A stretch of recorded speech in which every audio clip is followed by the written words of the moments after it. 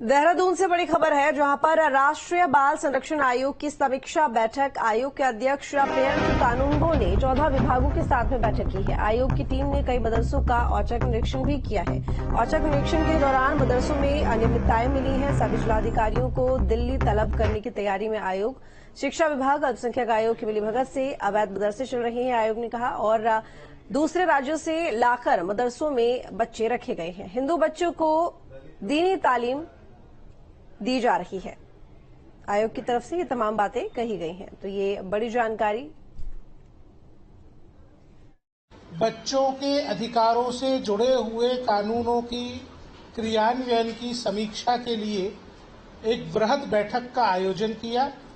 इस बैठक में लगभग 14 अलग अलग विभागों के साथ बैठकर के विभिन्न बिंदुओं पर एक 11 पेज का पूरा क्वेश्चनायर, एक बड़ा जो रिव्यू का फॉर्मेट था, उस पर हमने रिव्यू किया।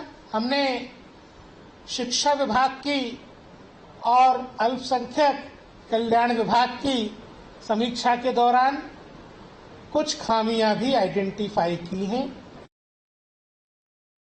तो अजीत राठी इस वक्त हमारे साथ में जुड़े हुए, ज्यादा जानकारी के साथ में। अजीत, आयोग की तरफ से ये दावा किया जा रहा है कि एक तो प्रदेश में अवैध मदरसे चल रहे हैं, इसके साथ ही कई मदरसे ऐसे भी हैं जहां पर जो बच्चे हैं वो ना सिर्फ प्रदेश से बल्कि दूसरे प्रदेशों से लाकर यहां पर पढ़ाए जा रहे हैं, यानी कि उन्हें दीनी तालीम दी जा रही है, और इनका निरीक्षण करने में कई अनियमितताएं पाई गई हैं। और क्या कुछ जानकारी, क्योंकि बैठक हुई है, दिशा निर्देश दिए गए होंगे 14 विभागों के साथ में?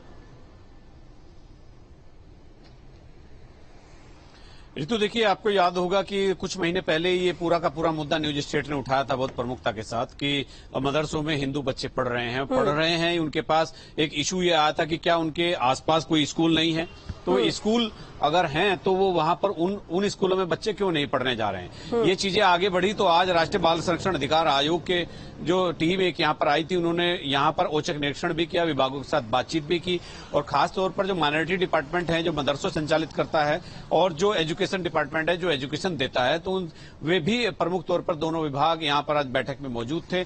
और राष्ट्रीय कमीशन ने ये पाया है कि बहुत सारी दिक्कतें यहाँ पर हैं, मदरसों में बाहर के बच्चों को भी लाकर यहाँ पर पढ़ाया जा रहा है, और इसके साथ ही ये भी एक सारी चीजें सामने आई है कि मदरसों में हिंदू बच्चों को दीनी तालीम दी जा रही है।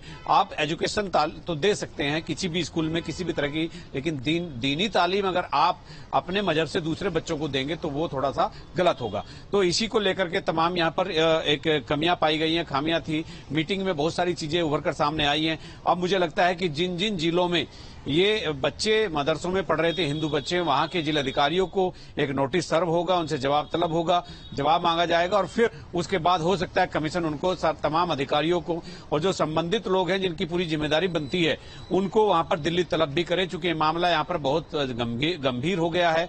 और आयोग ने यह भी कहा है कि अगर उनको दोबारा भी औचक निरीक्षण पर आना पड़ा या निरीक्षण करने आना पड़ा तो वो आएंगे, लेकिन इस मामले को वो तह तक ले जाएंगे। जी चलिए, ठीक है, बहुत शुक्रिया आपका तमाम जानकारी के लिए। जी।